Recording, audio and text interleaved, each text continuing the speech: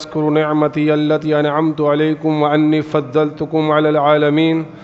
واتقوا يوما لا تجزي نفس عن نفس شيئا ولا يقبل منها شفاعة ولا يؤخذ منها عدل ولا هم ينصرون وإذ نجيناكم من آل فرعون يسومونكم سوء العذاب يذبحون أبناءكم ويستحيون نساءكم وفي ذلكم بلاء من ربكم عظيم۔ سورہ بقرہ ہے، آیت نمبر 47، 48، 49، 50 ہیں۔ اللہ رب العالمین نے ان آیتوں کے اندر بنی اسرائیل کا ذکر کیا۔ یا بنی اسرائیل اذکروا نعمتی التی انعمت علیکم وانی فضلتکم علی العالمین، اے اولاد یعقوب میری اس نعمت کو یاد کرو جو میں نے تم پر انعام کی اور میں نے تمہیں تمام جہانوں پر فضیلت دی۔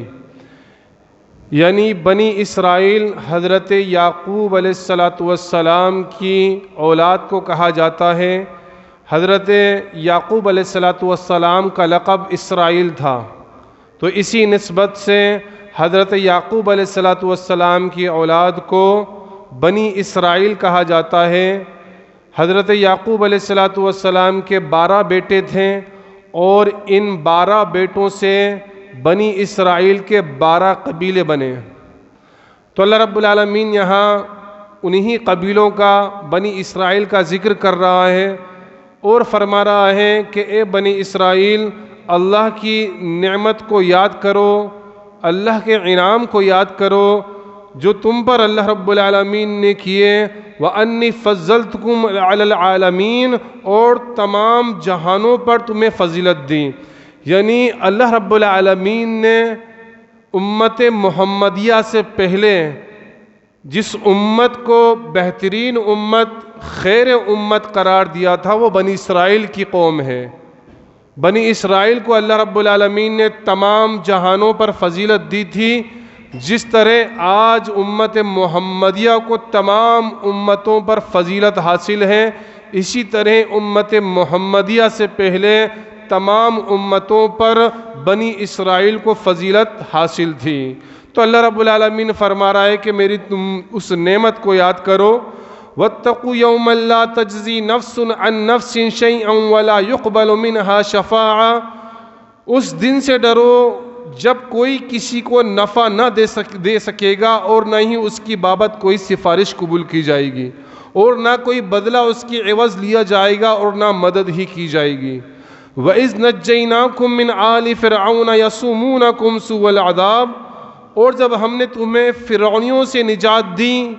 جو تمہیں سخت ترین عذاب سے دوچار کرتے تھے، یذبحون ابناءکم، تمہارے لڑکوں کو ذبح کر دیا کرتے تھے، وَيَسْتَحْيُونَ نِسَاءَكُمْ، اور تمہاری لڑکیوں کو چھوڑ دیا کرتے تھے، وَفِي ذَلِكُمْ بَلَاءٌ مِّن رَبِّكُمْ عَظِيمٌ، اور یہ تمہاری بہت بڑی آزمائش تھی تمہارے رب کی طرف سے۔ یعنی بنی اسرائیل کی قوم کا اللہ نے ذکر کیا اور اپنی نعمتوں کا ذکر کیا، اور ایک نعمت اللہ نے یہ بھی گنائی کہ اللہ رب العالمین نے آل فرعون سے، فرعونیوں سے بنی اسرائیل کو نجات عطا فرمائی۔ اللہ رب العالمین نے جب حضرت موسیٰ علیہ السلام کو پیدا بھی نہیں کیا تھا، اس سے پہلے بنی اسرائیل کے اندر اور خاص طور سے مصر کے اندر یہ بات مشہور تھی کہ ایک بنی اسرائیلیوں میں سے ایک شخص پیدا ہوگا جو مصر کی حکومت کو تباہ کر دے گا، مصر کی حکومت کو برباد کر دے گا۔ تو یہ بات مشہور تھی، اور وقت کے بادشاہ نے، جسے فرعون کہا جاتا ہے، جس کا یہ دعویٰ تھا انا ربکم الاعلی، میں تمہارا بڑا رب ہوں، تو اس کو خواب کے اندر ایک مرتبہ دکھا، بیت المقدس سے ایک آگ روشن ہوئی اور وہ آگ چلتی ہوئی آئی اور مصریوں کے سارے گھروں کو جلا کر راکھ کر دیا، اور بنی اسرائیل کے گھروں کو اس آگ نے چھوا تک نہیں۔ جب وہ فرعون بیدار ہوا تو بڑا ہی گھبرایا اور اپنے درباریوں کو اکٹھا کیا اپنے جوتشوں کو، نجومیوں کو اکٹھا کیا، اپنے مشیروں کو اکٹھا کر کے مشورہ کیا کہ میں نے یہ خواب دیکھا ہے، اس کی کیا تعبیر ہے؟ کہ بیت المقدس سے ایک آگ نکلتی ہے اور مصریوں کو تمام گھروں کو جلا دیتی ہے، لیکن بنی اسرائیل کے کسی گھر کو نقصان نہیں پہنچتا ہے۔ تو ان کاہنوں نے اس کی یہ تعبیر کی کہ فرعون ایک بندہ ایسا پیدا ہونے والا ہے، ایک شخص ایسا پیدا ہونے والا ہے جس کے ہاتھ کے ذریعے سے تیری حکومت تہس نہس ہو جائے گی۔ تو فرعون چونکہ بنی اسرائیلیوں پر بہت ظلم کرتا تھا، ان کو غلام بنا کے رکھتا تھا، ان پر جو ہے اپنا کوڑا برساتا تھا، جب اسے پتا چلا کہ ایک شخص پیدا ہونے والا ہے جس سے میری حکومت تہہ تیگ ہو جائے گی، تو اس نے کیا کیا؟ اس نے آرڈر جاری کیا، کیونکہ غلام تھے سارے اس کے، کہ جب بھی کسی جو ہے بنی اسرائیل کے یہاں لڑکا پیدا ہو اسے ذبح کر دیا جائے، اسے قتل کر دیا جائے۔ چنانچہ اس نے فوجیوں کی ڈیوٹی لگائی، دائیوں کی ڈیوٹی لگائی، حتیٰ کہ جو عورت حاملہ ہوتی تھی اس کے یہاں پر ڈیوٹی لگا دی جاتی تھی کہ جیسے ہی واضح حمل ہو اس کے یہاں اولاد پیدا ہو تو دیکھا جائے لڑکا پیدا ہو رہا ہے یا لڑکی پیدا ہو رہی ہے، اگر لڑکا پیدا ہو رہا ہے تو اسے فوراً وہیں قتل کر دیا جائے۔ اور یہی کیا جاتا تھا کہ دائیوں کی ڈیوٹی تھی، اسی طرح فوجیوں کی ڈیوٹی تھی، جیسے ہی بنی اسرائیل کے یہاں کوئی اولاد پیدا ہوتی اور لڑکا پیدا ہوتا تو یہ ظالم اس معصوم دودھ پیتے بچے کو ہی قتل کروا دیتا، کس ڈر سے کہ کہیں میری حکومت تہس نہس نہ ہو جائے۔ تو رب نے فرمایا کہ یہ جو ظلم تھا، یہ جو زیادتی تھی، وَفِي ذَلِكُمْ بَلَاءٌ مِّن رَبِّكُمْ عَظِيمٌ، یہ بہت بڑی آزمائش تھی بنی اسرائیل کے لیے کہ معصوم بچوں کو جو ہے فرعون قتل کر دیا کرتا تھا، اس ڈر سے کہ کہیں میری حکومت کو یہ چیلنج نہ کر دے، یہ وہ بچہ نہ ہو جو میری حکومت کو تہہ تیغ کر دینے والا ہے۔ لیکن رب نے حقیقت کے اندر یہی لکھ دیا تھا کہ حضرت موسیٰ علیہ السلام کے ذریعے سے اللہ رب العالمین اس کی حکومت کو برباد کرنے والا تھا، اس کی حکومت کو تہہ تیغ کرنے والا تھا، اس کی حکومت کو ختم کرنے والا تھا۔ تو پھر اللہ رب العالمین نے بھی حضرت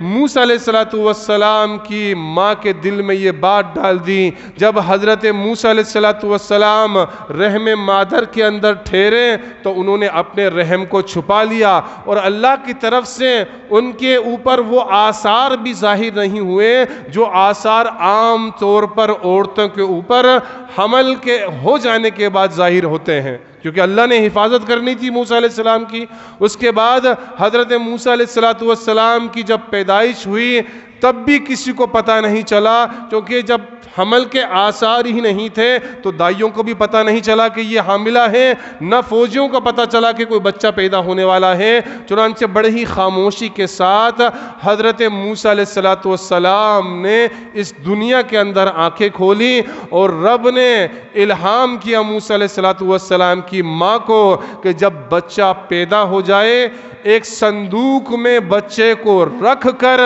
دریا کے اندر بہا دینا۔ کتنی بڑی آزمائش ایک ماں کے لیے، اس کا دودھ پیتا بچہ ابھی پیدا ہوا ہے اور رب حکم دے رہا ہے کہ اس دودھ پیتے بچے کو صندوق کے اندر رکھ کے دریا میں بہا دیں۔ چونکہ رب کا حکم تھا، موسیٰ علیہ السلام کی ماں بھی جانتی تھی کہ میرا رب میری اولاد کو ضائع نہیں کرے گا۔ رب نے وعدہ کیا کہ اے موسیٰ کی ماں، ان قریب ہم واپس اس بیٹے کو تیری ہی طرف لوٹانے والے ہیں۔ جب موسیٰ علیہ السلام کو صندوق کے اندر رکھا گیا، پانی کے اندر بہایا گیا، تو موسیٰ علیہ السلام کی بہن کنارے کنارے چلتی ہوئی دیکھتی جاتی تھی کہ آیا صندوق کہاں پر جاتا ہے، میرا بھائی صندوق کے اندر ہے، یہ صندوق کہاں جا رہا ہے، پانی بہا کر کہاں لے جاتا ہے۔ تو وہ صندوق بہتا ہوا فرعون کے محل کے قریب پہنچا، وہاں پر فرعون اور اس کی بیوی آسیہ جو ایک نیک خاتون تھی، جنتی خاتون تھی، انہوں نے اس صندوق کو دیکھا اور فوراً اسے اٹھا لیا۔ جب اسے کھولا تو کیا دیکھا؟ اس کے اندر بچہ ہے، دودھ پیتا بچہ ہے، معصوم بچہ ہے۔ فرعون نے جیسے ہی دیکھا کہ یہ لڑکا ہے، فوراً حکم دیا اسے قتل کر دیا جائے۔ آسیہ نے کہا کہ ایسا نہ کرو، تم نے بہت سارے بچوں کو قتل کیا ہے، یہ بچہ مجھے بہت اچھا اور بھلا معلوم دیتا ہے، ہو سکتا ہے یہ ہمیں فائدہ دے دے کچھ، تو ہم اسے اپنا بیٹا بنا لیں گے، تو کیوں نہ ہم اس کی پرورش کریں، اور میں اسے تمہیں مارنے نہیں دوں گی۔ تو فرعون کے سامنے جو ہے بیوی نے جب یہ بات کہی تو فرعون نے بھی بات کو مان لی اور اس بچے کو قتل نہیں کیا۔ یوں اللہ رب العالمین نے خود فرعون کی بربادی کا انتظام، فرعون کی حکومت کو تہہ تیگ کر دینے کا انتظام اس کے گھر کے اندر کیا۔ جب بچے کو محل کے اندر لے کر آیا گیا، دائیوں کو بلایا گیا، کیونکہ دودھ پیتے بچے تھے، ساری دائیوں کو بلایا گیا اور موسیٰ علیہ السلام کو ان دائیوں کے حوالے کیا۔ اب جس بھی دائی کی گود میں موسیٰ علیہ السلام جاتے اپنا منہ نہیں کھولتے دودھ پینے کے لیے۔ رب فرماتا ہے تمام دائیوں کا دودھ ہم نے موسیٰ پہ حرام کر دیا۔ موسیٰ علیہ السلام نے کسی بھی دائی کا دودھ نہیں پیا۔ فرعون بڑا پریشان، آسیہ بھی بڑی پریشان کہ بچہ کسی بھی دائی کا دودھ کیوں نہیں پیتا ہے۔ پھر حضرت موسیٰ علیہ السلام کی بہن نے ہی جو وہاں موجود تھی مشورہ دیا کہ میں ایک عورت کو جانتی ہوں، اس کو بلایا جائے، اس کا دودھ یہ بچہ ضرور پیے گا۔ چنانچہ حضرت موسیٰ علیہ السلام کی ماں جو تھی انہیں ہی خبر دی گئی کہ آپ آ کر ایک بچہ ہے اسے دودھ پلائیں۔ اجرت بھی طے کی گئی کہ دودھ پلانے کی تمہیں معقول اجرت بھی دی جائے گی۔ اللہ رب العالمین کا کرنا یہ ہوا کہ حضرت موسیٰ علیہ السلام کو دودھ پیتے بچے کو اللہ نے اسی گود، اصل ماں کی گود میں لوٹا دیا، اور پھر موسیٰ علیہ السلام نے اپنی ہی ماں کا دودھ پیا۔ تو یہاں سے پتہ یہ چلتا ہے کہ یہ جو رب کی ذات ہے یہ بڑے ہی باریک بین ذات ہے، یہ ایسی ذات ہے وَمَا تَشَاءُونَ إِلَّا أَن يَشَاءَ اللَّهُ رَبُّ الْعَالَمِينَ، کہ کسی کے چاہنے سے کچھ بھی نہیں ہوتا جب تک کہ اللہ رب العالمین نہ چاہے۔ رب کے یہ کام ہے، رب کی یہ کاریگری ہے۔ رب نے اس بچے کی، حضرت موسیٰ علیہ السلام کی حفاظت اس طرح کی کہ جس حکومت کو اللہ کو ختم کرنا ہے، جس شخص کو قتل کرنا ہے، اس کے گھر میں اللہ رب العالمین نے موسیٰ علیہ السلام کی پرورش کروا دی، اور اپنی ماں کے گود میں ہی حضرت موسیٰ علیہ السلام پلے اور بڑے ہوئے۔ اس کے بعد حضرت موسیٰ علیہ السلام جب جوانی کو پہنچے تو موسیٰ علیہ السلام کا ایک شخص سے جھگڑا ہوا، کسی ایک شخص، دو شخصوں کا جھگڑا ہوا، موسیٰ علیہ السلام بیچ میں بیچ بچاؤ کے لیے کود پڑے، یہاں تک کہ ایک شخص کو موسیٰ علیہ السلام نے مکہ مار دیا اور وہ اسی وقت ختم ہو گیا۔ تو حضرت موسیٰ علیہ السلام کا اسے قتل کرنے کا ارادہ نہیں تھا، قصدن اسے نہیں مارا تھا، بس ایک مکہ مارا تھا، لیکن بڑے ہی مضبوط اور طاقتور شخص تھے کہ وہ ایک مکے میں ہی قبطی وہیں مر گیا، اور یہاں سے شور و غل اٹھنے لگا کہ یہ شخص تو فسادی ہے، یہ لوگوں کو قتل کرتا ہے۔ چنانچہ موسیٰ علیہ السلام نے محل کو چھوڑ دیا، اس شہر کو بھی چھوڑ دیا، اور ہجرت کر کر موسیٰ علیہ السلام چلے گئے۔ لیکن موسیٰ علیہ السلام کی تلاش میں فرعون نے فوجیوں کو روانہ کیا کہ اس کو پکڑ کے لایا جائے اور اس کو معقول سزا دی جائے گی، لیکن اللہ رب العالمین نے حضرت موسیٰ علیہ السلام کی حفاظت کرنی تھی۔ اس کے بعد اللہ رب العالمین نے حضرت موسیٰ علیہ السلام سے کلام کیا، حضرت موسیٰ علیہ السلام کو نبی بنایا۔ اللہ رب العالمین سورہ طٰہٰ کے اندر ارشاد فرماتا ہے، سورہ طٰہٰ ہے، شروع کی ابتدائی آیتیں ہیں، نبوت کے تعلق سے رب ارشاد فرماتا ہے قرآن کریم والفرقان حمید سورہ طٰہٰ کے اندر، وَهَلْ أَتَاكَ حَدِيثُ مُوسَىٰ، تجھے موسیٰ علیہ السلام کا قصہ بھی معلوم ہے، اِذْ رَأَىٰ نَارًا، فقال لأهل امكثوا إني آنست نارا لعلی آتکم منها بقبس او اجد علی النار هدى، جبکہ اس نے آگ دیکھ کر اپنے گھر والوں سے کہا کہ تم ذرا سی دیر ٹھہر جاؤ، مجھے آگ دکھائی دی ہے، بہت ممکن ہے میں اس میں سے کوئی انگارہ تمہارے پاس لے آؤں یا آگ کے پاس سے راستے کی اطلاع پاؤں۔ یعنی جب دوران سفر جا رہے تھے، سردی کا موسم تھا، جاڑے کا موسم تھا، اس جاڑے کے موسم میں جب موسیٰ علیہ السلام نے ایک پہاڑی پر آگ روشن ہوتے ہوئے دیکھی تو اپنے بیوی سے کہا، اپنے گھر والوں سے کہا کہ تھوڑی دیر تم یہیں ٹھہرو، میں وہاں آگ نظر آ رہی ہے، وہاں سے میں آگ لے کر آتا ہوں تاکہ ہمیں کچھ فائدہ اس آگ کے ذریعے ہو، یا پھر کوئی راستہ ایسا مل جائے کہ ہم خود سب کے سب وہاں چلے جائیں۔ جب اس آگ کے پاس پہنچے، اللہ رب العالمین آگے ارشاد فرماتا ہے فَلَمَّا أَتَى نُودِيَ يَا مُوسَى، جب وہ وہاں پہنچے تو آواز دی گئی، اے موسیٰ انی انا ربک فاخلعنا علیک، یقیناً میں ہی تیرا پروردگار ہوں، تو اپنی جوتیاں اتار دے، انک بالوادی المقدس طویٰ، کیونکہ تو پاک میدان طویٰ کے اندر آ چکا ہے۔ یعنی کوہ طور پر حضرت موسیٰ علیہ السلام سے اللہ رب العالمین نے خطاب کیا اور کہا نودیا یا موسیٰ، ندا لگائی، اے موسیٰ انی انا ربک، میں ہی تیرا رب ہوں، فاخلعنا علیک، تو اپنی جوتیوں کو اتار دے، تو مقدس وادی طویٰ کے اندر آ چکا ہے۔ یہ ڈائریکٹ کلام کرنا اللہ رب العالمین کا ہر کسی نبی کے لیے خاص نہیں تھا،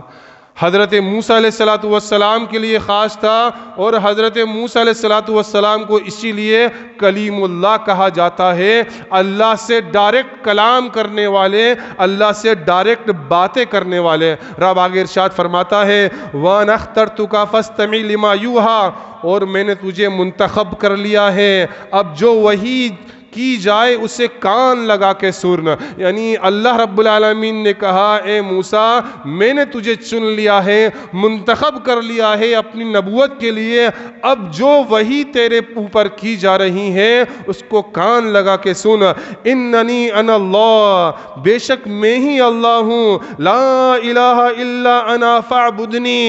میری علاوہ کوئی معبود نہیں، بس تو میری ہی عبادت کر، واقم الصلاۃ لذکری، اور میری یاد کے لیے، میرے ذکر کے لیے نماز کو قائم کر۔ ان الساعۃ آتیۃ اکاد اخفیها لتجزا کل نفس بما تسعی، قیامت یقیناً آنے والی ہے جسے میں پوشیدہ رکھنا چاہتا ہوں تاکہ ہر شخص کو وہ بدلہ دیا جائے جو اس نے کوشش کی ہے۔ یعنی اللہ رب العالمین نے حضرت موسیٰ علیہ السلام سے خطاب کیا اور کہا کہ میں ہی تیرا رب ہوں، میں ہی اللہ ہوں، میرے سوا کوئی معبود نہیں ہے، تو میری عبادت